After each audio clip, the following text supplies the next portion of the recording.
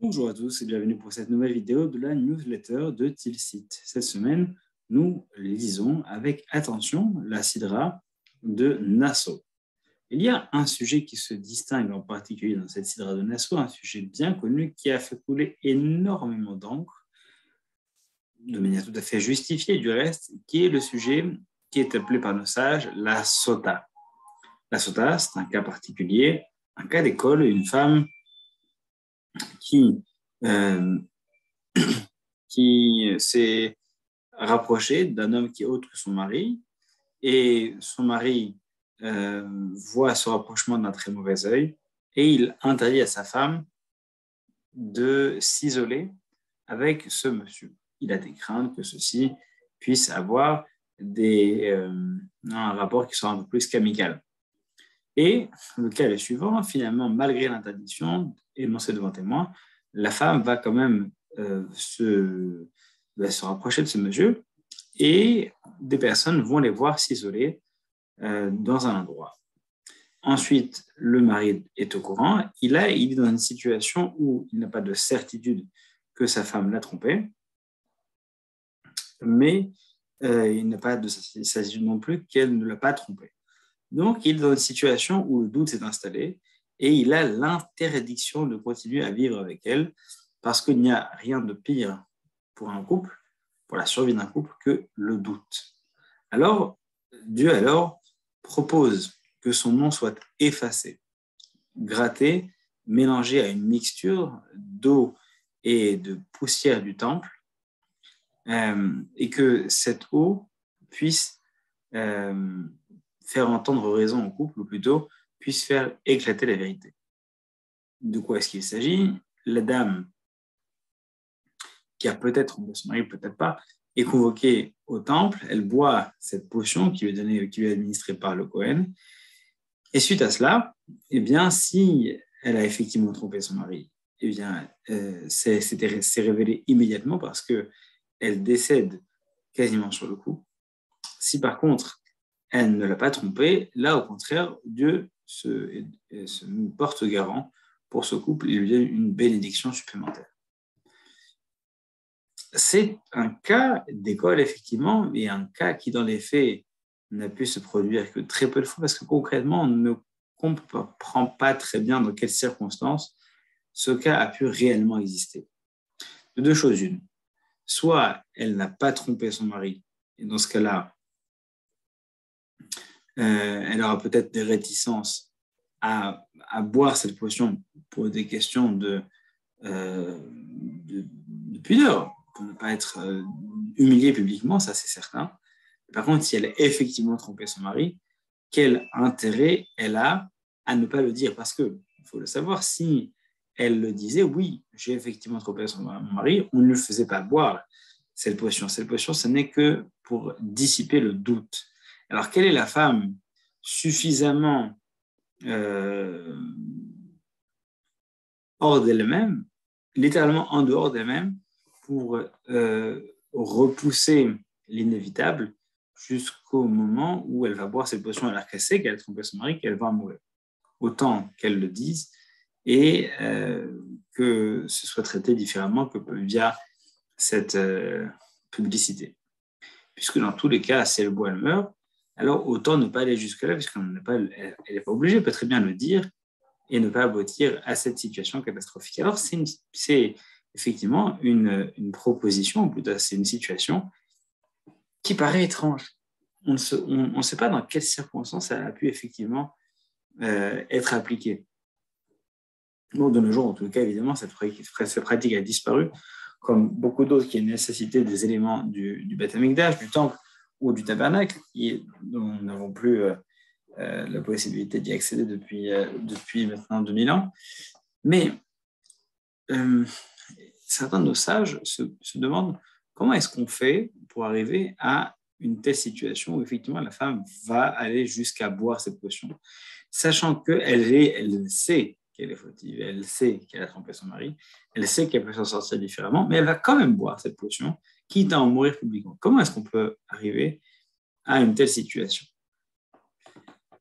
Et puis, de manière générale, comment est-ce qu'on en arrive à un tel extrême? on parle d'une génération de personnes dans le désert qui ont été sensibilisées depuis plusieurs générations à la notion de tsniout, c'est-à-dire de discrétion. Comment est-ce qu'on en arrive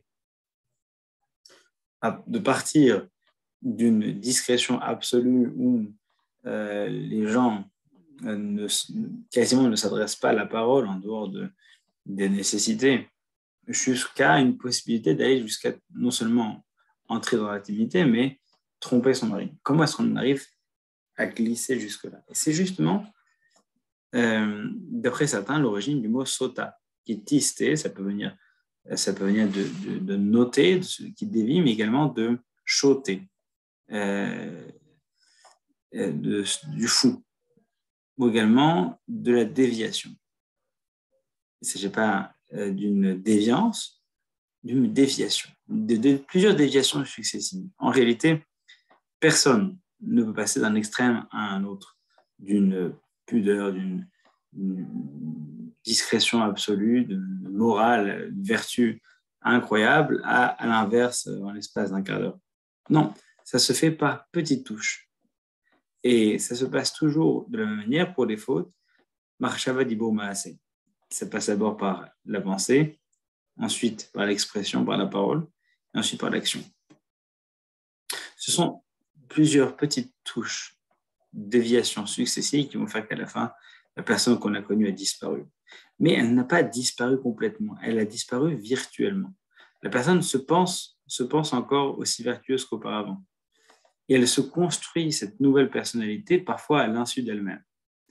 Et elle se retrouve avec ces deux personnalités qui cohabitent, celle qu'elle a maintenue pour l'extérieur et celle qu'elle est devenue par le biais de la pensée, de l'action, mais dans un rapport tout à fait intime à elle-même. Et donc, c'est dans cette circonstance-là qu'on peut imaginer à un moment donné qu'elle est capable de boire cette potion. Parce qu'elle a le souci de maintenir la personne qu'elle a été vis-à-vis des autres jusqu'au bout, alors que l'autre est libre à l'intérieur. Liberté ou fantasme d'une liberté, ou plutôt encore frustration d'un manque de liberté. Il est certain que cette nécessité, ce désir, ce cri pour la liberté est vécu vis-à-vis d'une frustration. En réalité, la tsniout, ce n'est pas une question de vêtements, de code vestimentaire, c'est une véritable vision de la vie. C'est-à-dire l'équivalent de la laïcité, en fait, quelque part, pour soi-même. Si la laïcité, c'est une manière de vivre sa religion en toute discrétion, c'est-à-dire de la vivre complètement, mais à l'intérieur, et ne pas l'afficher en public, la tsniout, c'est un petit peu la même chose. Avoir une parfaite transparence sur sa personnalité avec les personnes qui lui sont proches, qui lui sont intimes, mais marquer une petite distance, en fait, une mesure de sécurité qu'on appellera donc cette discrétion avec le grand public. Mais lorsque cette transparence et cette ouverture au cercle intime n'est pas appréciée, n'est pas célébrée, eh bien, cette frustration qui peut en être peut effectivement mener à une volonté, une soif de liberté, à un désir inextinguible d'autre chose. Et c'est dans cette quête-là, de cette poursuite d'une chimère, en fait, parce qu'elle pense que c'est son mode de vie qui lui retire sa liberté, alors qu'en réalité, cette frustration, elle vient du fait qu'elle n'a pas su trouver des personnes qui étaient capables d'apprécier sa personnalité comme elle était. C'est de cette frustration-là que va naître cette volonté d'autre chose, d'ailleurs, de liberté, ou d'autre en fait, d'être autrement. Malgré tout, elle a cette volonté de ne pas non plus rompre avec ce visage qu'elle a construit pendant si longtemps. Alors, en Adam choté, personne ne faute, sans que ne soit entré en lui un vent de folie. Quelle est cette folie? Cette folie, c'est l'irrationnel.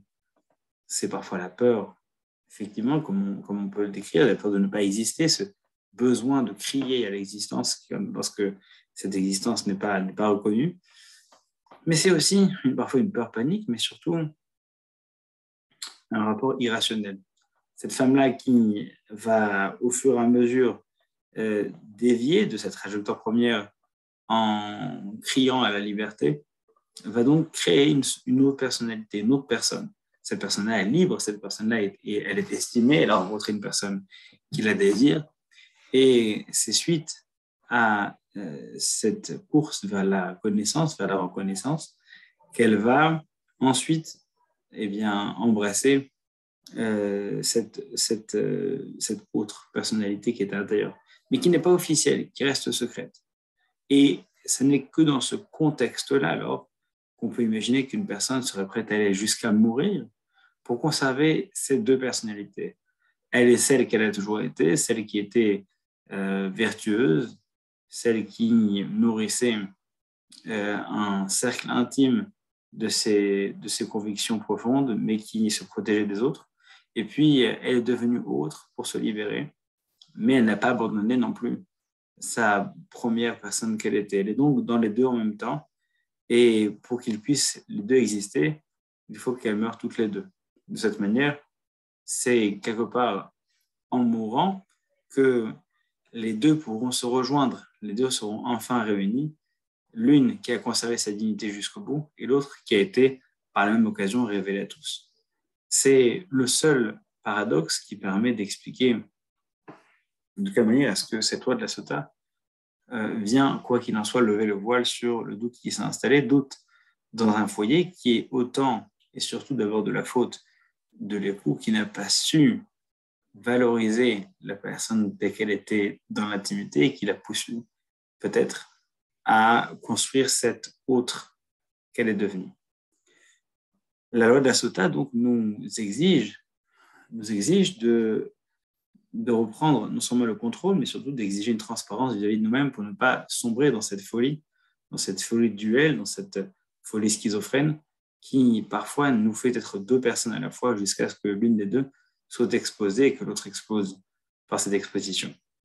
Souhaitons, gageons que jamais plus, non pas parce que le Beth Amikdash n'existe plus, mais jamais plus nous n'ayons à devoir nous cacher pour être autres, mais sachons plutôt savoir être nous-mêmes publiquement, directement, et de manière beaucoup plus saine. Shabbat shalom à tous et à très bientôt pour la nouvelle newsletter.